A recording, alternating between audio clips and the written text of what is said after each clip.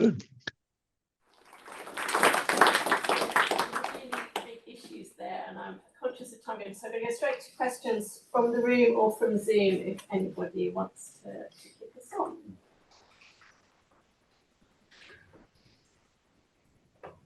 If not, I have. Oh yeah, okay. I'm married for 50 years, happily, to a pharmacist. When my wife qualified 3 years ago, pharmacy was overwhelmingly a male profession.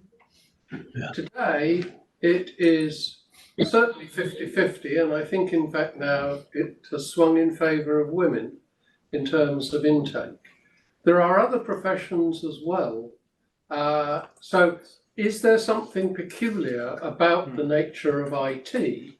And is there anything we can learn from professions that have successfully rebalanced the gender split? The other question is, I don't think if you go around the world, that the pattern that I've had throughout my lifetime, my background is in education, is in computer science education, desperately trying to encourage women to join courses and to retrain into computing. But there are countries where the proportion of women in IT is much higher.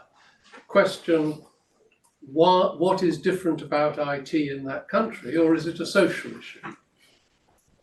Yes, definitely sounds like one for you. Yeah, well, taking your second question first, yeah, you're absolutely right. It's not a universal pattern, and we think of countries like the Indian subcontinent. That's one good example of a place where the pattern of female representation is completely different. And I guess it is cultural. I don't know. It's something that we tried to get inside when we did the work with the Spanish and the other members of the European teams. But I'd love to look into this a bit more, because it was also true, for instance, in countries like Russia, that engineering was female, women were highly represented in the engineering and science professions there. So it's not an inevitable. And therefore, one can only conclude that it's cultural in some way. And I think it probably has to do with a mixture of things like education, like the gender labels that are socially ascribed to the different kinds of work, and then also to the division of labour in the domestic sphere, because that has a huge impact, I think, on the way in which men and women can engage in particular areas of work. And as far as the pharmacy example is concerned, yeah, one can think of many professions where women have entered. I think the problem, though, is more than one of representation, it's also one of equality. So the question always is, does the profession then carry the same prestige, pay and opportunities as it did when it was male dominated? I'll offer you the example of banking, where bank managers were overwhelmingly male, for instance, up until the point where banking was distributed, the bank manager role was largely abolished, and clusters of branches were established in the 80s and 90s, at which point women entered higher banking occupations than in the past, but not on the same terms, not in the same kind of more or less privileged terms that had prevailed in the past. So that's always a question when you have women, I think, or other underrepresented groups entering a profession. Does it retain the kudos it had in the past? Having said that, I think there is something special about IT, and I think it's about a combination of things. But it seems to me that one of the most enduring problems with it is this sort of chilly climate that I spoke about, this culture of, it's been called a culture of masculinity. And that seems to me to be very hard to break in the classical computing professions. And I'm not talking at all now about the sort of emerging areas of work that we're seeing around the internet and the web. Have you seen any change with more remote working to sort of link it with Jack's topic area? Have you seen it become easier for women to stay in roles longer? because of the remote working? Well, yeah, I mean, that's such a big issue as well. And teleworking has been on the kind of public policy agenda for 30 or 40 years. Maybe that's one for discussion over a drink. That would be great to have it and have discussion over a drink later, but I do think that there are different forms of teleworking and they apply now to almost every area of work. So almost every area of work that we can think of is now done remotely. And we can all work on our phones. I mean, you might be working now with your mobiles, but equally you might be messaging your grandchildren. We don't know what, It's work has become very indefinable, hasn't it? Okay, another question, sorry. Can I offer a comment on this? Is Brian Sudlow still here? Yep. Yeah.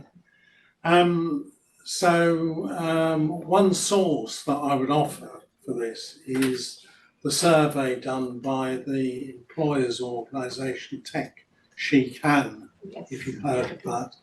And that's backed by one of the big six consultants who did quite an extensive survey of reasons why women don't participate so much in IT. And one of the key issues was perception of the nature of the job. Whether that's right or wrong is perception. And we've actually been talking to Brian about using his technique of the snackable messages as an area where we might try and change the perception by a short presentation based perhaps on some role models or some research or something. I don't know whether you want to say any more about that, Brian. Yeah, I mean, I think we'll explore the archives and perhaps try to put together a series of little videos. But I think even if we can develop those assets, what will be just as important is actually how they're used or how they're how they're diffused and so on. What kind of interaction people have with them. Okay, Julia would like to come back on that, and then we have this gentleman here with a question. I mean, just, from thinking about the archives, if you dig into the archives, I think you'll probably find that there's been, over the decades, a heck of a lot of attention to awareness raising, because it has been appreciated for some time that there is a perception issue, or it has been thought for some time there's a perception issue. I mean, some of it's grounded in reality. But all the awareness raising campaigns that started in the early 80s seem to have not got us very far. So that I think there are structural issues that need to be dealt with. As long as you define the problem in terms of the perceptions of women to the industry, then it becomes an individual problem rather than a problem of how the industry might also organise itself in a way that is inclusive to everyone. Yeah, I wondered, I noticed that Jack emphasised the role of management assistance, and that very much resonated with the research I did on the early days when there was huge resistance to taking on industrial robots. In fact, one quote that's germane here is, "It's cheaper to get a lady off the dole queue than to put in a robot."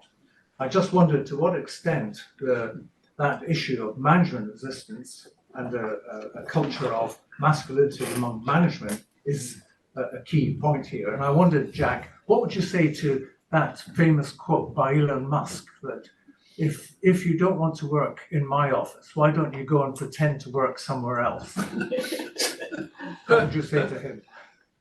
Well, yeah, I do own one of Elon Musk's cars. That ends my admiration of his political. We spent considerable time over the years devising methods for training managements to concentrate on the results their people are producing rather than the process. they can check the process by walking around and, see, here's Joe on the phone all the time. He's really busy. Well, he was on the phone with his mistress. That's not particularly productive for the company. So you have to have specific criteria for the outcome of the people who are working for you. And once you get your head around doing that, and knowing that they have the tools, what they do, then don't worry about watching them work. You just wait for them to produce the work, and that's it. It's so much simpler. I've had many managers come up to me and say, after they've been at this for a while, I had totally the wrong idea when I started this program. I was going to resist it as much as possible. But now my job is so much easier because we have all this agreement between myself and the people who work for me, and how it's going to happen. The responsibility for getting it done is on them, not on me, and it works out much better this way. But that's a very hard lesson to get across. And let me tell you, it's taken 50 years to get people. And the pandemic, yeah. Lady in the back, question? Oh, yeah, is that me? My name's Allison Powell, by the way, in case that wasn't clear the first time around. I was actually interested in the dynamics of management and organizing that a couple of people kind of alluded to. And I was wondering about how the move to telework creates different kinds of pressure on workers, particularly individualization, and how, Juliet, some of the dynamics that you alluded to but didn't really talk about, actually it can be more difficult to balance different kinds of paid and non-paid responsibilities when you are working remotely, and also more difficult to organize, and how surveillance technologies have also intersected with this, and I would love to hear from the panel about this. I think also surveillance technologies are an issue with disability as well. Who wants to take that first? Should we go to Jack first? Is that okay? And then Chris and then Juliet, and we maybe have to finish there. Two things have occurred. The technology, by the way, technology available at any time during this whole process was superior to what workers were willing to accept. That is to say, there are far more workers who could have been teleworking at any time in its history than the management would allow them to do it. But the main point we've had to worry about during all this was exactly this: workers feeling stressed out because of the pressure they have taken upon themselves, and they tend to overwork. And our problem is to get them relaxed. You've got your job done. Go do something else. Go take a walk around the park. Change your venue. Go fishing for a while. Stress relievers. First, telework relieves the stress of commuting, but it can bring on the stress of I'm not doing enough, and you have to train the workers as well. It's just cool it, take it, get your job done. Don't worry about it.